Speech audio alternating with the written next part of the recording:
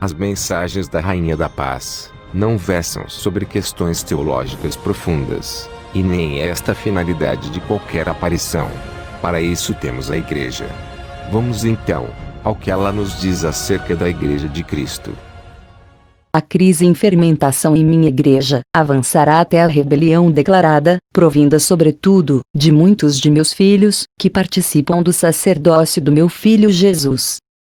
A apostasia se espalha agora por toda a igreja, que é traída, mesmo por muitos de seus bispos. Olhai a situação de minha igreja, e vós podereis compreender melhor, por que digo tudo isso.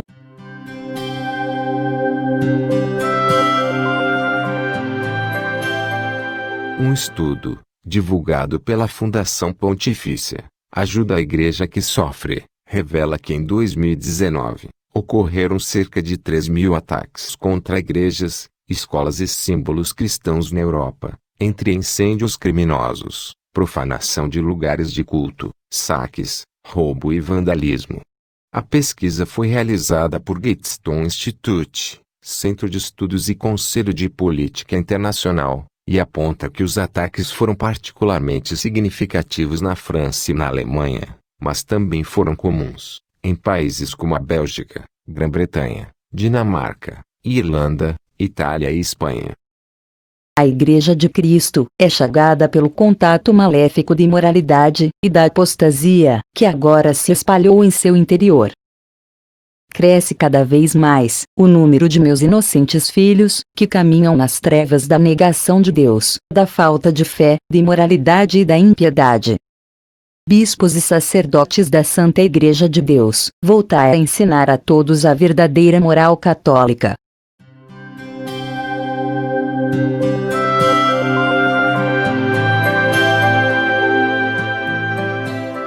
Um relatório do Grande Júri da Pensilvânia revelou abusos sexuais praticados por mais de 300 padres predadores, e seu acobertamento pela Igreja Católica neste estado americano, onde pelo menos 1.000 meninos e meninas foram vítimas destes atos durante 70 anos.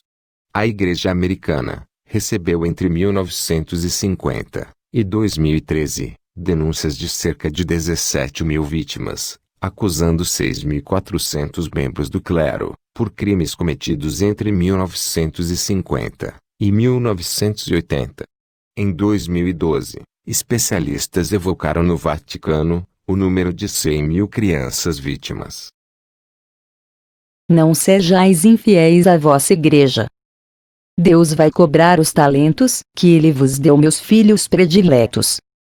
Vós tendes consciência do que é certo e do que é errado, mas, por que ainda aceitais o erro? Repito-vos, cuidado. Quantos são hoje os que seguem pelo caminho do erro, por causa do vosso falso ensinamento e falsos exemplos de vida? Não deixeis que Satanás penetre em minha igreja. Vós deveis saber que a verdade é mantida íntegra apenas na Igreja Católica, fundada por meu Filho, para levar o Evangelho de salvação a todos os povos, de todos os tempos. A Igreja, sendo o corpo místico de Cristo, jamais pode pecar. Na parte dogmática, mais especificamente no capítulo 1, 18, falando de Cristo, São Paulo diz que Ele é a cabeça do corpo da Igreja, e nos versículos 24 a 27, também nos diz que a Igreja é o corpo místico de Cristo.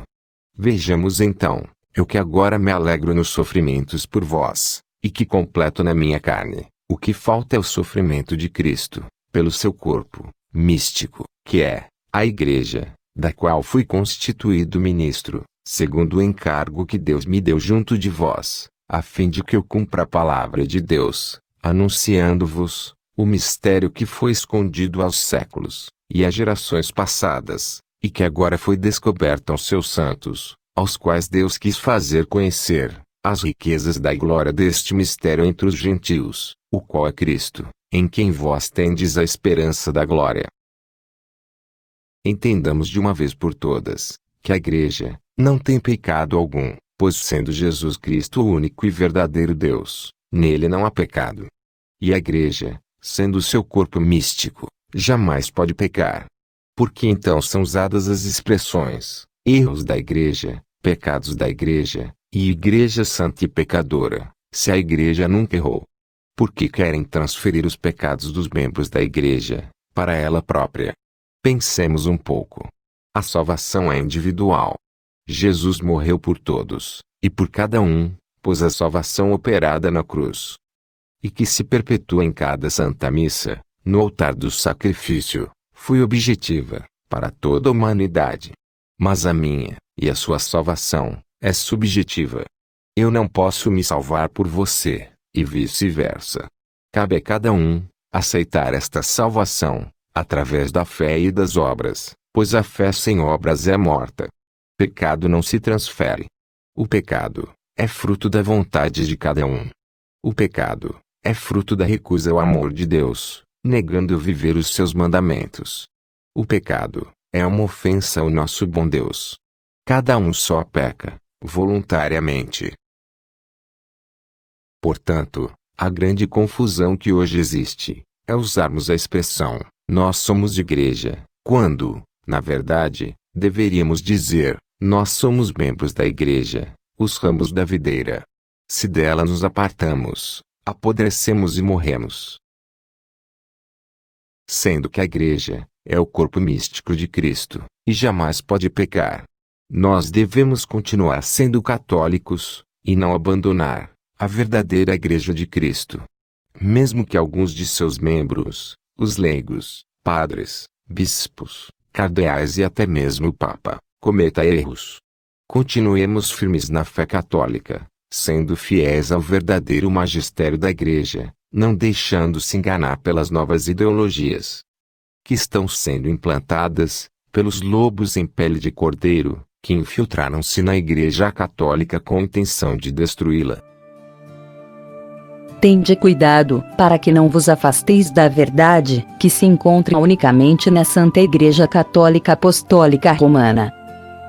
Meu Jesus fundou sua igreja como sacramento de salvação, mas Satanás, para enganar meus pobres filhos, fez aparecer no mundo várias religiões falsas, enganando até mesmo muitos dos escolhidos.